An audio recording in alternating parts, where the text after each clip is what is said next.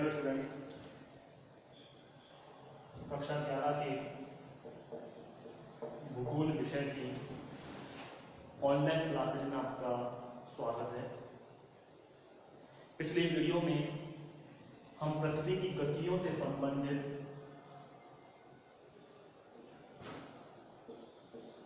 बातों पर चर्चा कर रहे थे। आज इसी क्रम में और विस्तार से जानेंगे। कल जैसे हमने देखा था कि पृथ्वी दो प्रकार की गतियां करती है, और न सिर्फ पृथ्वी अपितु तमाम ग्रह हैं जो दो प्रकार की गति करते हैं, एक परिभ्रमण गति और एक परिक्रमण गति। परिभ्रमण अर्थात सूर्य के चारों ओर चक्कर ना लगाकर अपनी ही धुरी पर घूमना परिभ्रमण कहलाता है, जिसे दूसरे शब्दों में घूर्णन भी कहते हैं। जबकि परिक्रमण सूर्य की परिक्रमा लगाना होता है। घूर्णन जो गति होती है वो लगभग 24 घंटे, वैसे सामान्य शब्दों में 24 घंटे कह देते हैं, लेकिन ये गति 23 घंटे 56 मिनट और 7 सेकंड में पूरी होती है। वहीं परिक्रमण गति जो है वो 365 सही 1/4 दिन में पूरी होती है। इस गति को दैनिक गति भी कहते हैं, तो इस गति को वार्षिक गति कहा जाता है।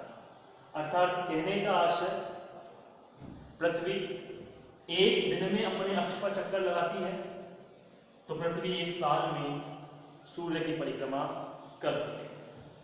इस परिक्रमण और परिभ्रमण के कारण हमारी पृथ्वी पर कुछ परिवर्तन देखने को मिलते हैं। उन परिवर्तनों में कुछ स्थितियां हमारे सामने आती हैं। पहले इन चीजों को देखें। एक अपसौर और दूसरा उपसौर, ये बिल्कुल नए शब्द आप लोगों के लिए। पहली बात तो ये कि जो पृथ्वी सूर्य के चारों ओर चक्कर लगा रही है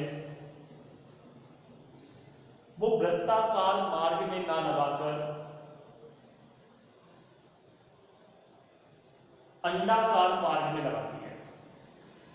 पृथ्वी सूर्य के जो चक्कर लगा रही है वो वृत्ताकार मार्ग में नहीं अपितु अंडाकार मार्ग में लगाती है। इस तरीके से आप देख सकते हैं। परिणाम पे ये निकलता है कि एक ऐसी स्थिति आती है जब पृथ्वी सूर्य से अधिकतम दूरी पर होती है, अधिकतम, और एक ऐसी स्थिति आती है जब पृथ्वी सूर्य से न्यूनतम स्थिति पर होती है। तो जब पृथ्वी सूर्य से अधिकतम दूरी पर हो, इसको अपन देखें, जब पृथ्वी सूर्य से अधिकतम दूरी पर हो तो ये स्थिति अपसौर कहलाती है। और जब पृथ्वी सूर्य से न्यूनतम दूरी पर हो तो ये स्थिति उपसौर कहलाती है। अर्थात कहने का आशय, जब पृथ्वी सूर्य से बहुत दूर है, सबसे ज्यादा दूर है, तो वो अधिकतम दूरी अपसौर, और न्यूनतम दूरी पर है तो उपसौर। अब इसको याद करने के लिए कई बार क्या है, कंफ्यूज हो जाते हैं। तो आप ये याद रखें, अधिकतम आ और आ दोनों में आ रहा है तो अधिकतम है, और जिसमें आ नहीं आ रहा है वो न्यूनतम है।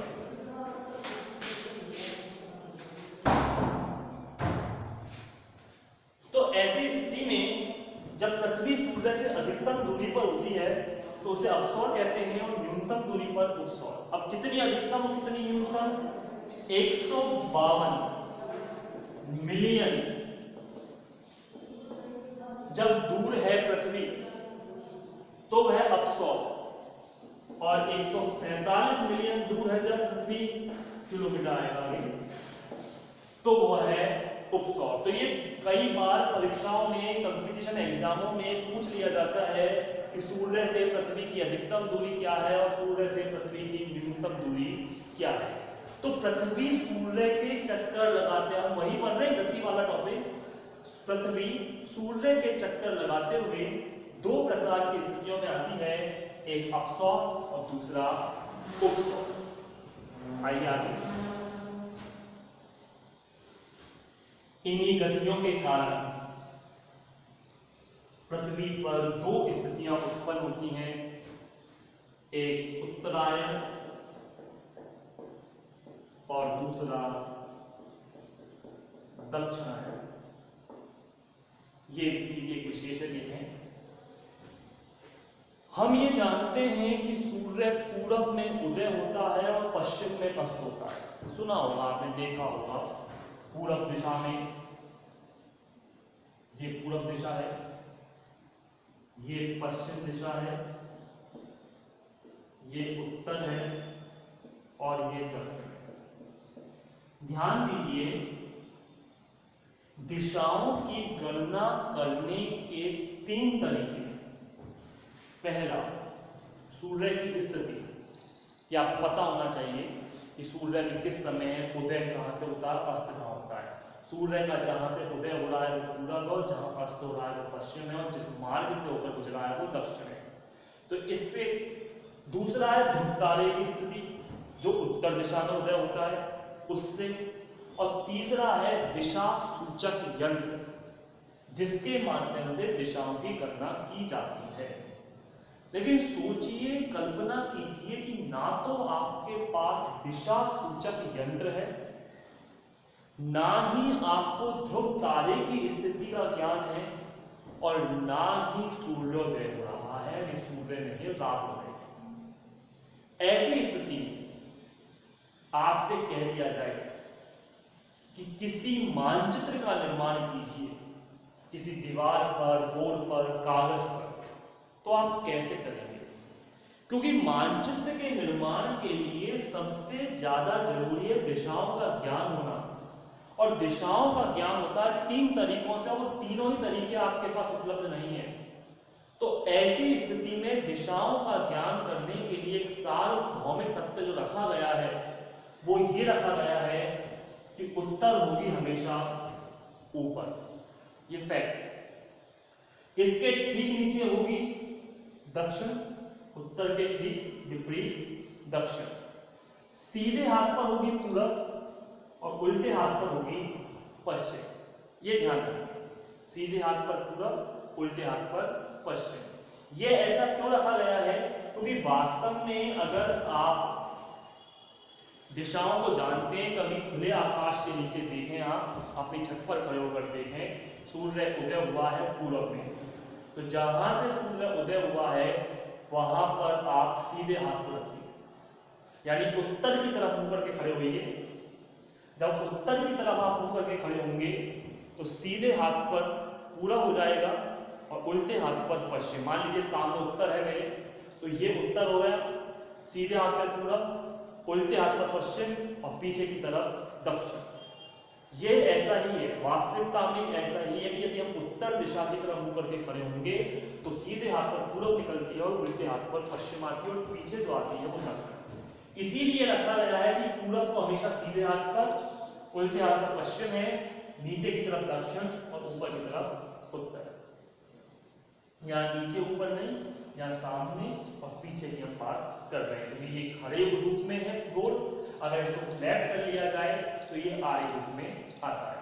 तो मैं बात कर रहा था अभी आपसे कि जो सूर्य का उदय होता है वो पूरब से होता है और दक्षिण से होता हुआ ये पश्चिम में जाता है। लेकिन ध्यान रखें, सूर्य कहीं गति नहीं करता, सूर्य अपनी जगह स्थिर है। गति जो कर रही है वो पृथ्वी कर रही है, लेकिन पृथ्वी की गति के कारण हमें ये आभास होता है कि सूर्य गति कर रहा है, लेकिन ध्यान रखें सूर्य गति नहीं कर रहा, गति जो करती है वो पृथ्वी करती है। हमें सिर्फ आभास होता है, हमें महसूस होता है, अन्यथा सूर्य अपनी जगह पर स्थित है। ना तो वो कहीं पूरब में जा रहा, ना पश्चिम में जा रहा है, ना दक्षिण में। सूर्य अपनी जगह मौजूद है, सिर्फ हमें एहसास हुआ कि सूर्य ने गति की, क्योंकि गति सूर्य नहीं, गति कर रही है पृथ्वी। अब ऐसा कैसे होता है, आप ये समझ सकते हैं।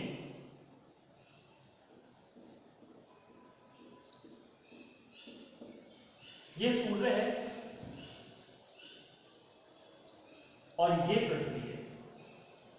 हम इस जगह मौजूद हैं तो हमें ये दिखाई नहीं देगा। इधर जो होगी वो रात होगी और इधर जो होगा वो दिन होगा। अब पृथ्वी राउंड कर रही है, हम जानते हैं, घूम रही है। घूमते घूमते घूमते जब पृथ्वी यानी हम इस जगह पर पहुंचते हैं तो हमें हल्की रोशनी दिखाई देने लगती है।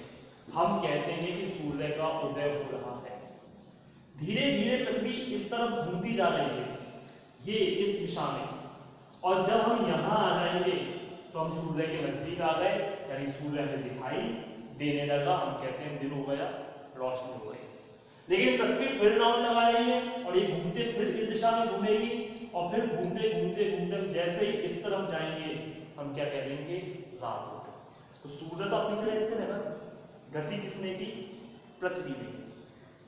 तो पृथ्वी गति कर रही है, सूर्य गति नहीं कर रहा। हमें सिर्फ आभास होता है कि सूर्य गति कर रहा है। अब जरा देखिए ये दो चीजें, उत्तरायण और दक्षिणायन।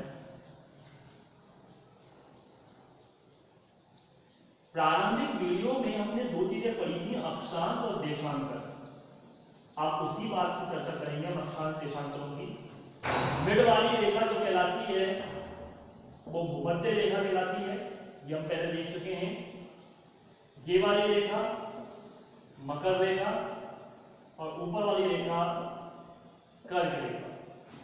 भूमध्य रेखा 0 डिग्री, कर्क रेखा 23.5 डिग्री नॉर्थ और मकर रेखा 23.5 डिग्री साउथ। इसके बाद जो आती है वो 66.5 डिग्री नॉर्थ और फिर ऊपर 90 degree north, 66.5 degree north sorry south और 90 डिग्री साउथ। इस तरह से चलता है।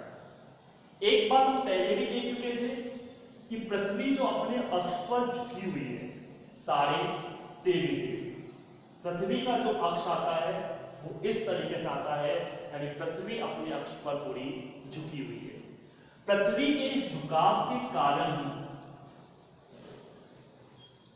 हमें ये आभास होता है कि सूर्य कर्क रेखा तक जाता है और कर्क रेखा से वापस मकर रेखा पर लौट आता है। मैं फिर कह रहा हूं एक बात कि सूर्य कहीं नहीं जाता, सूर्य अपनी जगह पर स्थिर है, पृथ्वी घूम रही है और पृथ्वी के घूमने से ये हमें आभास होता है कि सूर्य कर्क रेखा तक जा रहा है और कर्क रेखा से मकर रेखा पर लौट आ रहा है। अब इसका भी मैं आपको कारण बता दूं कि ये ही आभास क्यों होता है कि कर्क और मकर रेखा के बीच कारण है पृथ्वी स्वयं 23.5 डिग्री अक्ष पर झुकी हुई है। पृथ्वी के इस झुकाव के कारण ही ये 23.5 डिग्री और ये 23.5 डिग्री तक हमें ये एहसास होता है कि सूर्य उत्तर तक जा रहा है, कर्क रेखा तक जा रहा है और कर्क रेखा से वापस मकर रेखा पर लौट आ रहा है। भूमध्य रेखा के ऊपरी हिस्से को उत्तरी गोलार्ध कहते हैं, तो भूमध्य रेखा के निचले हिस्से को दक्षिणी गोलार्ध कहा जाता है। उत्तरी हिस्से को उत्तरी गोलार्ध, दक्षिणी हिस्से को दक्षिणी गोलार्ध। तो जब पृथ्वी घूमती है तो ये आभास हो रहा है कि सूर्य गति कर रहा है और सूर्य कर्क रेखा तक जाकर मकर रेखा पर लौट आ रहा है। तो ध्यान दीजिए इस बात को, जब सूर्य मकर रेखा पर सीधा चमक रहा होता है